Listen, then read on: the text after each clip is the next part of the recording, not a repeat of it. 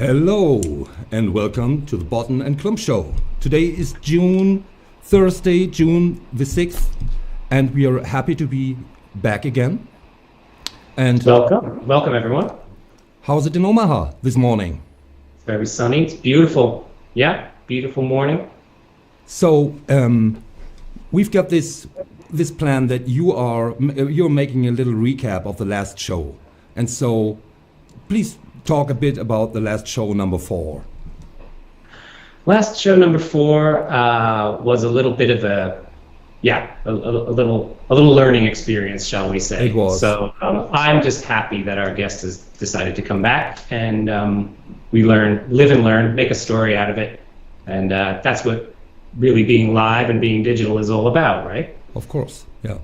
And so now we set up everything, and we're absolutely safe that this will just work this time. And you brought it up again. By the way, you told me that you have this this notion of just picking up some tarot cards in the morning to just be inspired for the day. What kind of tarot cards you had this morning? Yeah, it's kind of in that theme of being ready and readiness and setting yourself up. When you mention tarot cards, people are like, you're trying to tell the future as some kind of weird mystical magic, but I think it's a really great framework for being able to have interrelated ideas and concepts. And I also love the notion of like the randomness of the random or non-random. So picking a card every morning, getting that idea. And today was the 3 of Cups. And the 3 of Cups is a card that really represents exuberance, friendship, community, and I think that's exactly what we're trying to do here. A lot of people have asked us, what are you guys trying to do with this show? That's exactly embodies the spirit of what Botten is all about. Perfect fit, and sometimes after the show you will tell me what exuberance is. I've got no idea, but it sounds classy. So you brought it. It's very full of energy. It's basically. You brought it up, the magic word, and the magic word is guest. And we've got a guest today. Again, we've got a guest. And I know this guy for years now. We are handing over microphones on big stages all over the world on keynotes, and I've got deep respect of him. And so I always call him, whenever it comes to API, I'm calling Glickenhouse. And so our guest today, Glickenhouse. So our guest today is Alan Glickenhouse from IBM. Welcome, Alan. Good to have you here. Hi. Welcome, I was actually going to just move my mouth and not have any sound, so you thought there might be an issue, but I figured I'd spare you that. So, how are you? What are you doing in Tampa, Florida? I think you are from New York.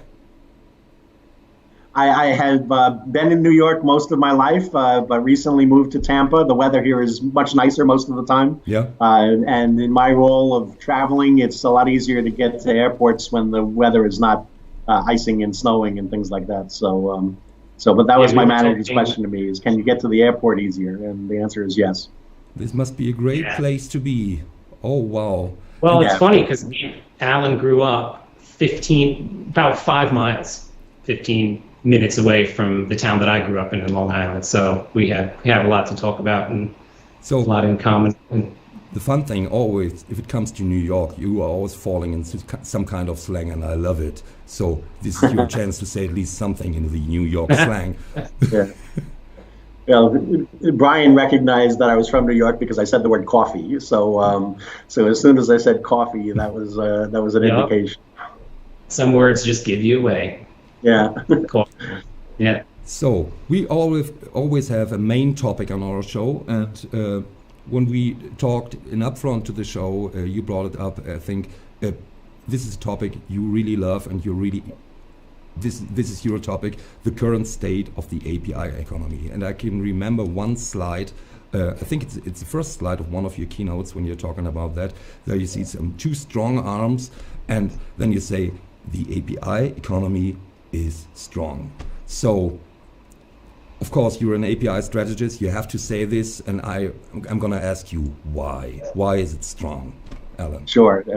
So why is always the most important question, and so let me give you a few answers on that. I mean, we could go on to that for the whole show, but I'll just give you a little bit. So the first thing I'll mention is this migration to cloud, or this interest in cloud, and many businesses are moving assets to the cloud. And so as people are consuming the assets from the businesses, they want or need location independence. If I need to access an asset that's on premise and then tomorrow it's on the cloud, and I have to change all the things that use that asset to now in sync with the move, change to a new location, that's a management nightmare. And so if I create APIs that are consumer oriented and not provider oriented, which is what we recommend, we all recommend this, then we focus on what the consumer is trying to get from us and not where it's located or what systems it's in.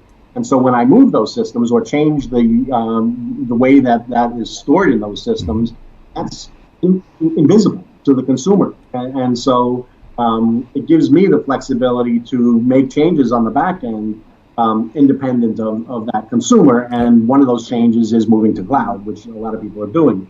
Going further than that, I mean, it may be that you're moved to one cloud and then the next year you move to a different cloud. And again, so having this flexibility and independence is what one of the gains that you get from an API. And one of the things that are enabling businesses to start to consider things like cloud versus having all of their applications accessing things directly on premise. The other thing, in answer to the why question of why is it strong, is related to a lot of the writings that I've done over the years and the customer visits that I've done.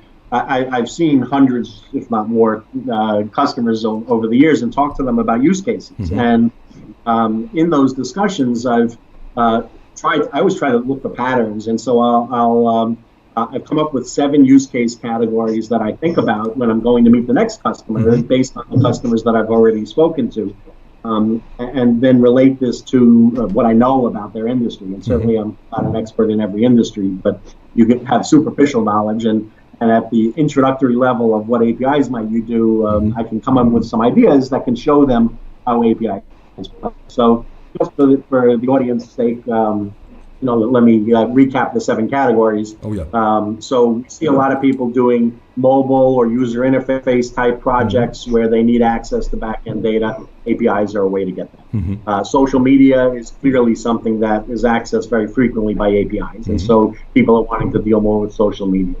The third category is about data and analytics. And so every company has tremendous amounts of data that they've gathered over time. They gather it for a particular audience, but wouldn't there be benefit in getting more audiences to be able to access that data? And so sharing that data, even in the enterprise, and then later on maybe outside the enterprise, is another possibility. Alan, I think if it comes to data and analytics, I think the organizations always have a problem in asking the right questions toward their data, because all the data analysts are somewhere maybe in California, and so they are really hard to find. And so just having a platform that just provides data is not enough here. And can you talk about this a little bit? Yeah, I mean, one of the things that APIs do is give you this independence, right? So the challenge of previous APIs was that I needed to find the owner of that data to get them to give it to me, right? And so one of the key values is that we can prepackage the views that we want to allow on that data for audiences, decide what audiences we want to allow to consume this API, and then it's up to them when they consume it, right? So I don't have to go find the owner of that data in California or wherever they are, and ask them to create something for me that I can access the data that I want. So that's data and user interface tend to be the ones that people start with. Beyond that, there's a bunch of internal use cases for integration that we see businesses doing.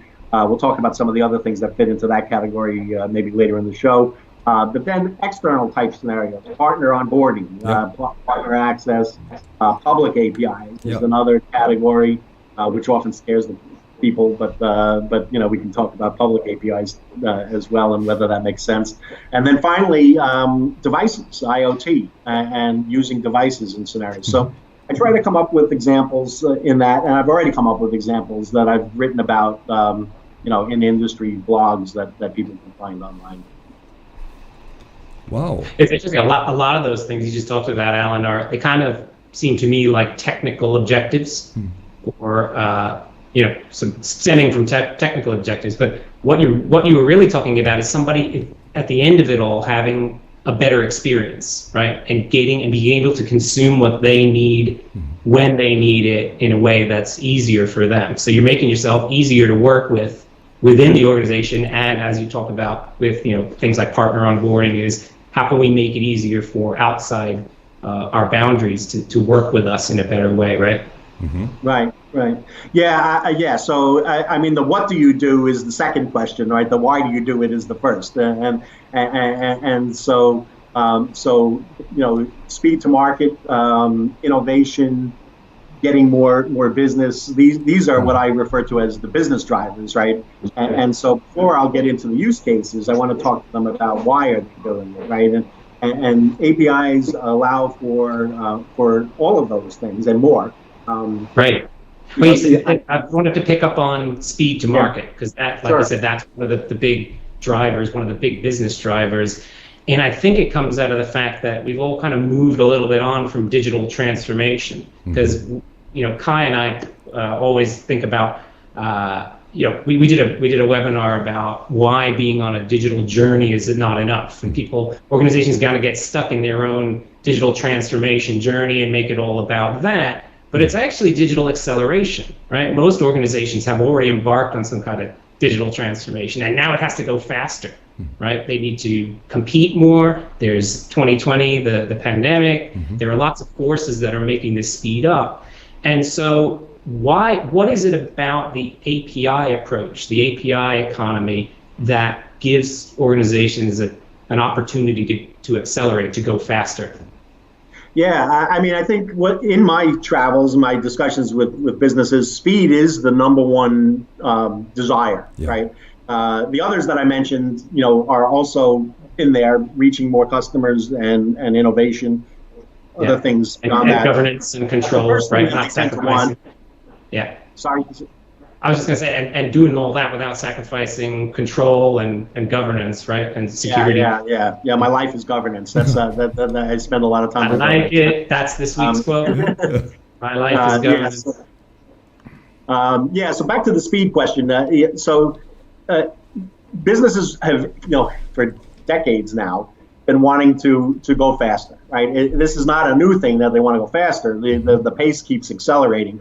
And historically, what we've done to help businesses move faster, when a business person comes to IT and says, we're trying to do this project and we need you to help us, and the IT organization says, well, that'll be 12 months or 18 months or something like that, nobody's happy. The IT people are unhappy. The business is not happy, So we've historically tried to make the IT run faster. We'll do things to raise the level that IT works at, to create larger constructs to put together. We'll do automation, business process management. We'll do SOA services, all kinds of things to basically make IT, have constructs that they can put together quicker.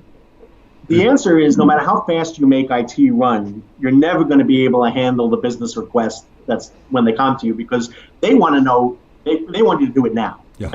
And now is to your point, you have to have the reliability, the governance, the things that you need to keep the business running. And I can't do now in IT, right? I can't, make IT change things on the dime because all of a sudden the whole bank is out of business or the retail isn't selling anything, right? So that's not an option, right? So what we needed is the ability to package up the assets that we have in the enterprise in a consumable form that lets the back-end IT organization do the proper change controls and governance on the back-end systems that are running the business, while letting people experiment and do new things on the front end for the mobile app, for the social media thing, for whatever the new offering that they're trying to do is, that uses these pre-built, pre-secured, pre-tested APIs, and they can do that at the rate that they choose to execute, and we don't get tied up the back-end IT people having to do changes for us. And again, able to get APIs fast is key as well. Yeah, the other thing that makes me think of that, because you talk about that kind of decoupling, it starts to give, you mentioned a little bit about the beginning about the consumer, and putting the consumer first. This actually gives, doing this with an API approach, gives consumers the advantage of doing parallel development. And I think that's also one of the goals that organizations always had in mind, but really couldn't figure out how to make it so that the people who are provisioning digital services and products could actually allow their consumers to develop in parallel. And again, that shortens the window, that makes it all go faster, right? Yeah. I mean, we could talk about consumer orientation, and I've got a lot of examples on that, but I'd probably eat up the rest of the show on that one. So the time is flying right now. Yeah. So we are already running 16 minutes, but time is flying. We're talking about speed, so perfect fit again. So nice. I just want to drop one more question. I'm working with so many industries for the last years, and there's always in each industry silo you'll find this urge, this idea to create industry standards, to keep them to keep this industry identity living.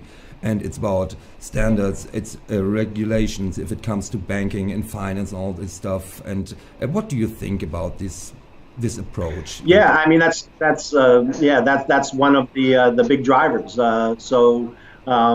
We see in different parts of the world, different industries, regulatory requirements, industry standards that are driving the use of APIs. In Europe, the big example is always PSD2 for finance and banking, but it's not just limited there. We're seeing banking and finance regulatory requirements happening in all parts of the world, Australia, Mexico, Canada. There's a bunch more, and again, it's not just finance, right? In healthcare, you're seeing FHIR. It's FHIR. FHIR is an industry requirement for healthcare, and all of these things are leading toward APIs. And in telecom, there's a whole consortium called the TM Forum that is focused on telecom. Yeah. So a lot of these things are progressing from previous standards that they've had, and some of them are new, like PSD2 for open economy. It's a big driver, and something I don't think is going to slow down. I think if anything, we're going to see more of it over time. The fun thing. Yeah, and the business driver, I was going to say, Klumm, the business driver, one of the big business drivers is that, again, going back to customer experience and trust, you want to know that an organization is taking care of your information, taking care of your data. Absolutely. So a lot of these things are not just, driven down by just pure regulation for regulation's sake. It's actually, again, tying it back to customer experience. It's, can I make sure that my health plan provider is actually, taking care of my really sensitive private information. Of course. Yeah, one I didn't mention, but it relates to what you were just saying, is GDPR. Now, GDPR does not require APIs, but it's certainly supported very well by APIs, right? Yeah. So privacy of personal data and the management of that personal data based on a person's requests can most easily be handled through an API scenario. And again, it's something I've written about in the past. So, it's out there. Google GDPR and API, you'll find me. Perfect. Nice. So, another thing that we are always talking about when we are on stage, and so I think, Alan, we've got a similar approach here. We are not only talking about the things, how to do things, because we are seeing so many things that are simply just not working, and it's happening everywhere, and it's happening over and over and again. And so we are bringing up all these anti-patterns to let our audience learn what to avoid and how to overcome it, and maybe bringing a catalyst to walk them around these road holes on the path towards digital nirvana. And so, what are your favorite things that are not working if you're running an API program? Yeah, I'll pick two just to do, and I'll try to do it quickly because we're running long here. But the first one is everything we've just talked about is business oriented, right? And when we get into a discussion, it's so often with the IT part of the organization about APIs, and so it's very common for an API initiative to start in the IT part of the business. I mean, it is technology involved, and And so that's fine and perfectly acceptable. But at a fairly rapid pace, you should be starting to think about bringing the business on board. And how do I do this as a partnership with the business to move this forward? Because all the things we talked about, speed to market and reaching new customers and innovation and all these kinds of things, are what the business cares about. And so if you don't get them on board to lead this through, and plus the funding of the initiative, beyond that, you're not going to be as successful. If you keep this only in IT, it's going to not give you the benefits that you could get as a business. Now, I don't want to blame this all on IT, because if you go to a business person and say, let me talk to you about an API, they're going to say the IT department is down the hall, right? So this is not something that comes easily to either side. But we have to talk to the business about what's in it for them. And again, the terminology that I'll use is about back to the business drivers. And I won't even say the word API. Alan, the fun thing here is when you start an API program, you're absolutely happy if you get something like /customers and API, and you can't sell this API, and so this business has no chance to understand what's going on there. They're happy if they get something in their hands to sell it. Right. And so the program has to make this transition from being just an asset delivery service or whatever API service and shape it into products that are marketable and that are sellable. And so so you just hit on two key other items. So now I'm extending my bad things to three. Oh yeah. So we hit on the first one, which is business involvement. The second one is the API product manager role, and so there's a role here that needs to have this business orientation. That's part of this. And so lack of this role, which didn't exist previously, is again something that businesses need to deal with. And then the third thing you said is that businesses want to make money. And so monetization is a topic that, again, I've done whole presentations at the conferences. But I think that one of my challenges, and I get angst every time somebody says monetization to me, Ajita, from New York. Yeah, so the definition of monetization, right? So people say monetization, and what they're thinking in their head is charging for my APIs, that somebody's going to pay me for my APIs, and that is an extremely rare situation. And if you have that definition in your head, you're heading toward a point of disappointment in front of you, because there are very few people that are going to pay you for your API. Yeah. Now, on the other hand, if you think about monetization as it really should be defined, and this is not just me saying it, all the analysts say it, everybody, you guys probably say it too. It's making money through the use of APIs. And there are many ways to make money through the use of APIs besides charging for them. You may actually pay somebody to use your APIs because they're selling your products for you. Or you get value from a new customer because they've onboarded through this. So there's so many more ways that this can work. Alan, I love your presentation about monetization and all these models, and I think we have to have another episode of Botten and Klumm with you talking about only that, because this is it's just mind-blowing, this accumulation of knowledge about monetization. So I love this keynote, and I love to have you here one more time about that.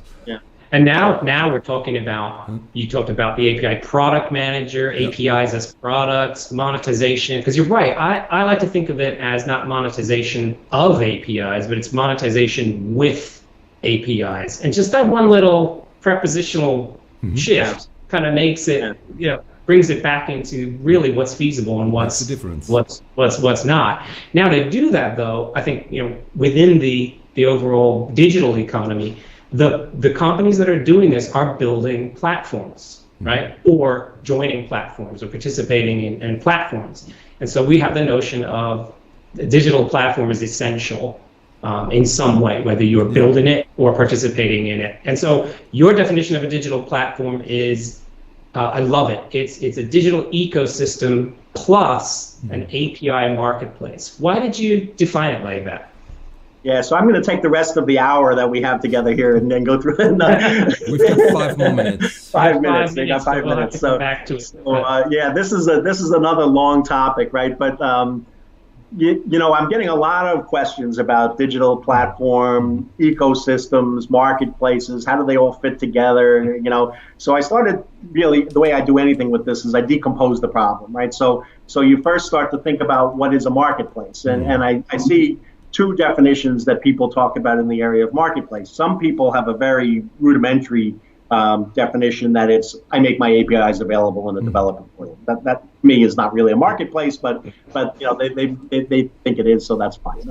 The more common definition is that there's a marketplace that not only has your APIs, but it has other people's APIs, and so it becomes a destination for some audience to come to get a lot of value. Yeah.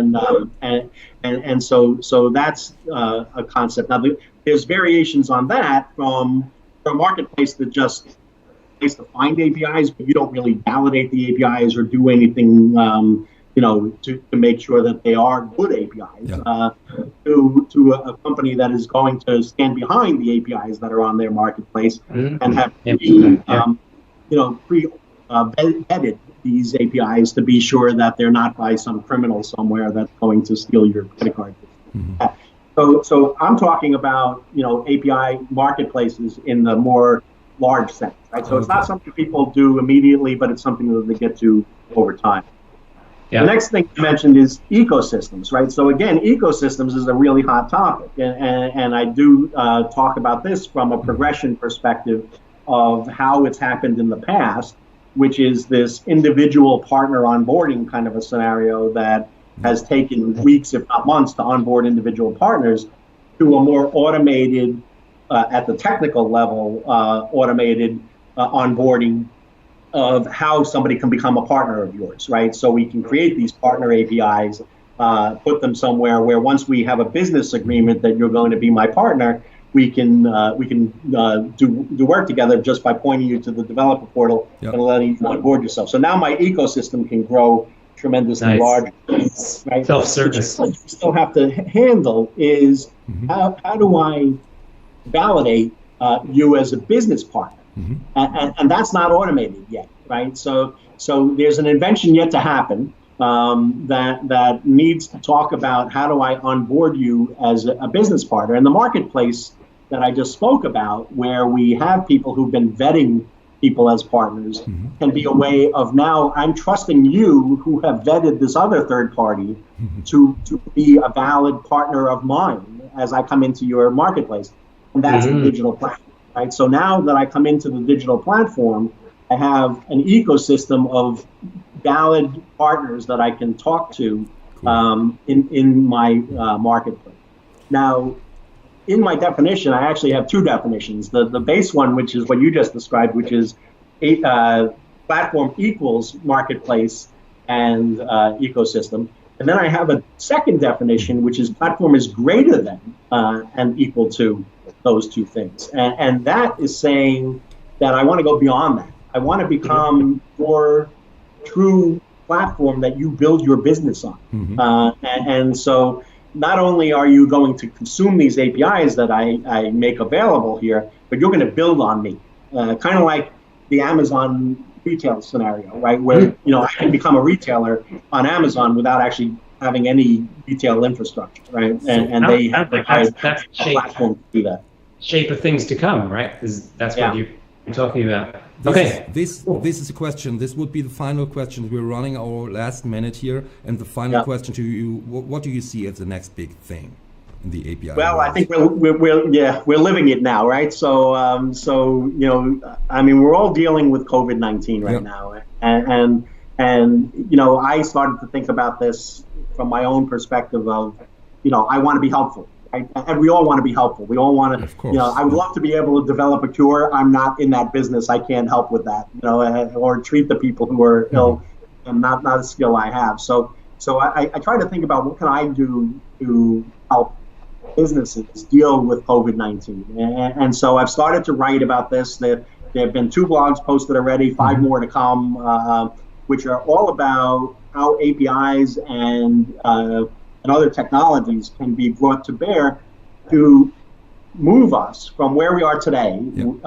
which is at home, to back to a near normal kind of an environment and dealing with, and Brian, back to your point on digital transformation, to me, that's about what the customer wants from us. And so the customers will want a variety of ways in dealing with us. And some people will be happy to come into our, physical location, and other people aren't going to come close, right? And so how do we use APIs and these other technologies in various scenarios for, and I'm not going to get them all right here, shopping and supply chain and government and waiting in line and business availability and on and on and on. There's a bunch of different industries that I'm writing about, and so that's all being published now. I think from an immediate future perspective, this is something we all have to deal with to move the world forward. Then we can start thinking about the next big thing. Perfect. So, Alan, it was so cool to have you on the show, and we want to have you again on the show to talk about this monetization thing. This is super cool. I love this presentation.